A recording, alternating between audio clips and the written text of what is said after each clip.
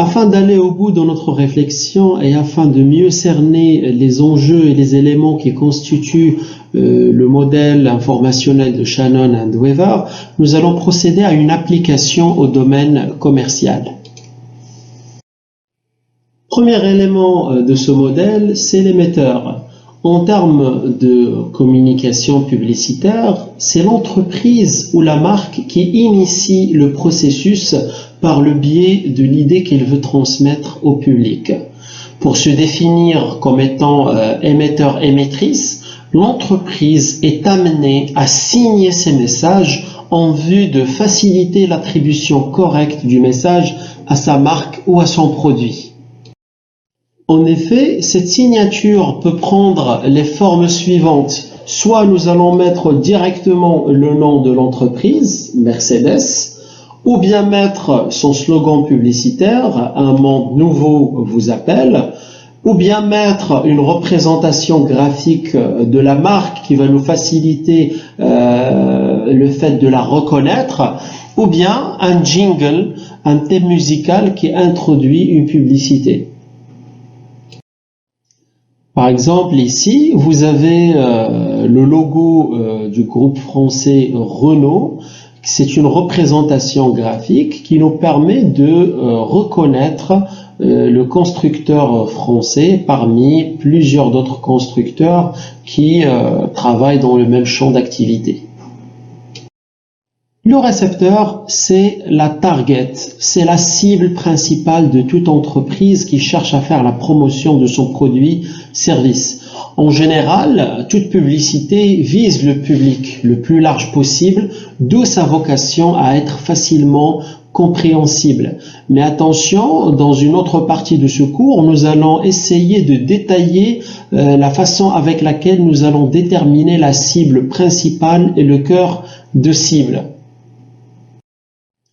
On vient d'évoquer un premier élément, c'est celui de l'émetteur, qui est en fait l'entreprise qui génère l'information publicitaire et qui cherche bien entendu à la faire parvenir au récepteur qui est le public ciblé par l'information publicitaire.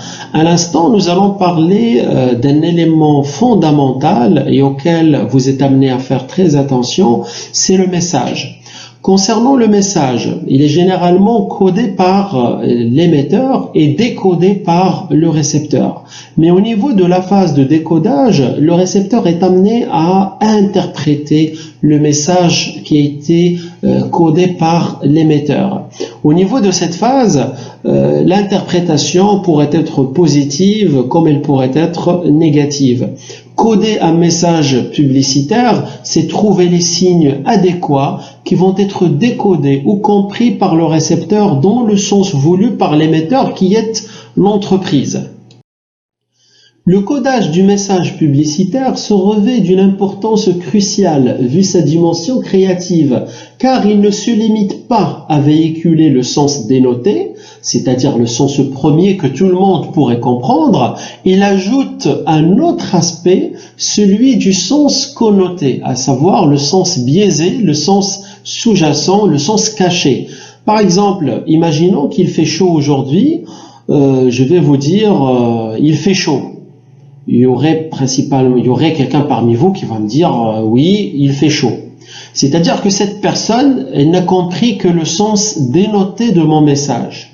Mais il va y avoir une personne entre vous qui va se mettre debout, et qui va mettre la climatisation en marche, ou bien qui va ouvrir la fenêtre. C'est-à-dire que cette personne a mis le doigt sur le sens premier que tout le monde a compris, c'est qu'il fait chaud, effectivement, c'est une réalité, mais elle a quand même fait un effort et a compris le sens connoté de mon message. Toujours est-il que, d'une manière générale, le codage du message publicitaire par l'émetteur suit 3 types de discours représentés dans la pyramide qui suit. Il s'agit du logos, pathos et ethos.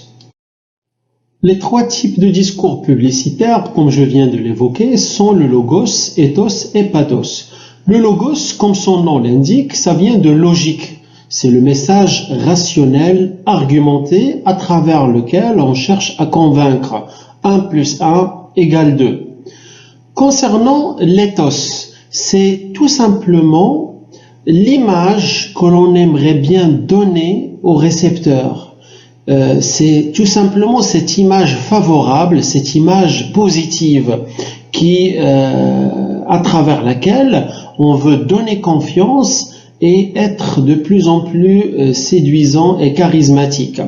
Attention, dans le cadre de la communication publicitaire, nous pouvons également recourir à plusieurs techniques concernant l'éthos.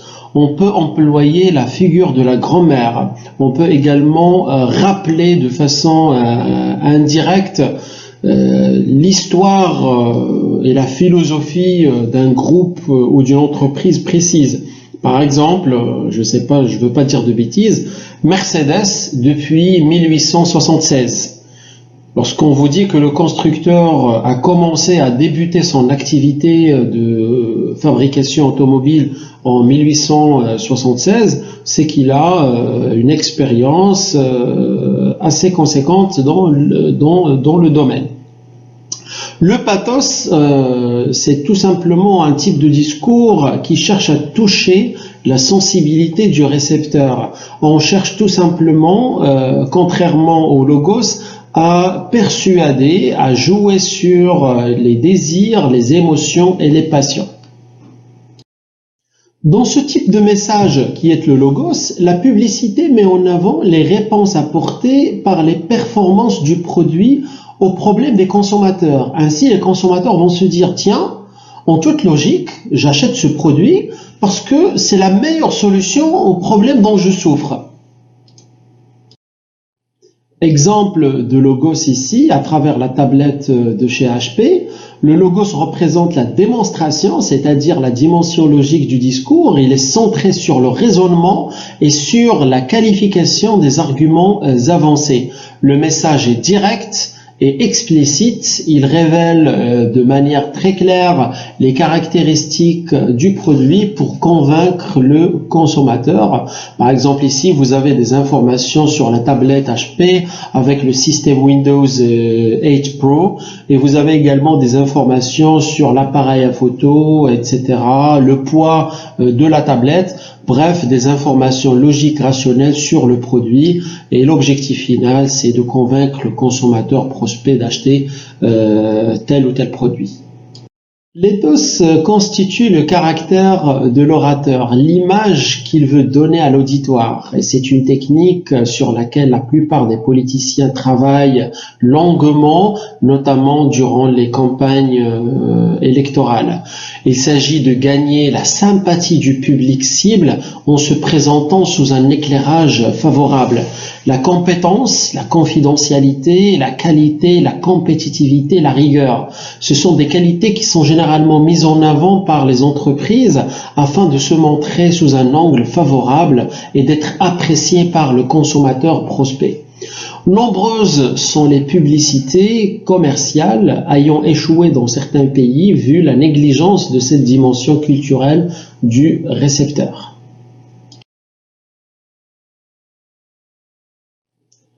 Exemple d'éthos, comme nous l'avons signalé tout à l'heure, nous pouvons évoquer la figure de la grand-mère qui représente la sagesse, qui représente l'expérience.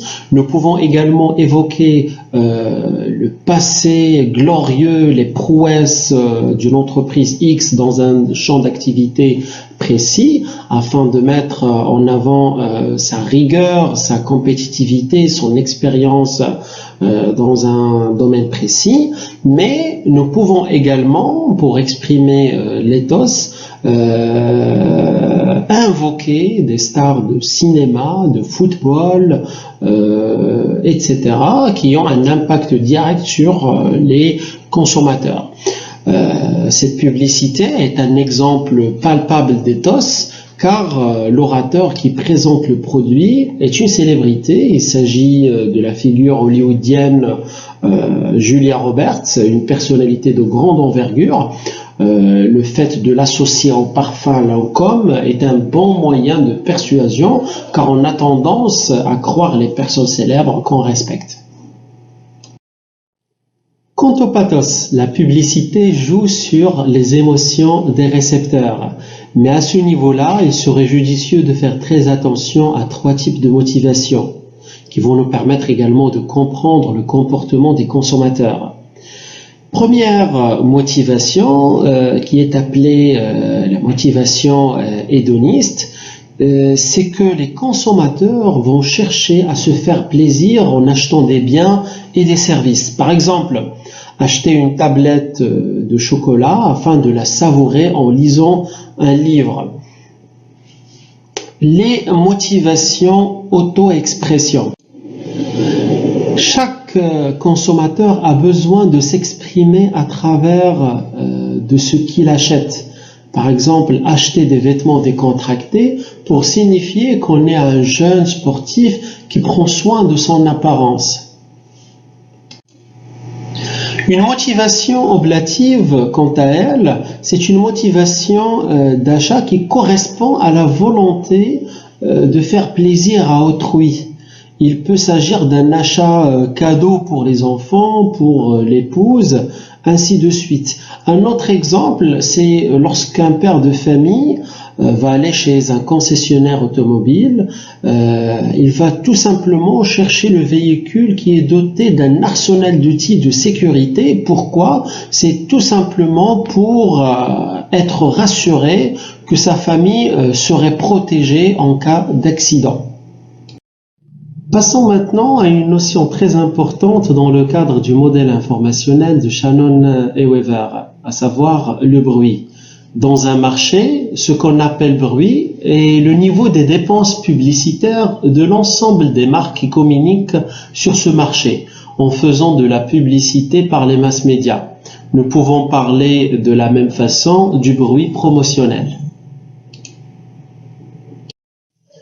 Quant au canal, il peut prendre la forme de tous les moyens de communication de masse, à savoir la télévision, la radio, l'affichage, la presse et Internet.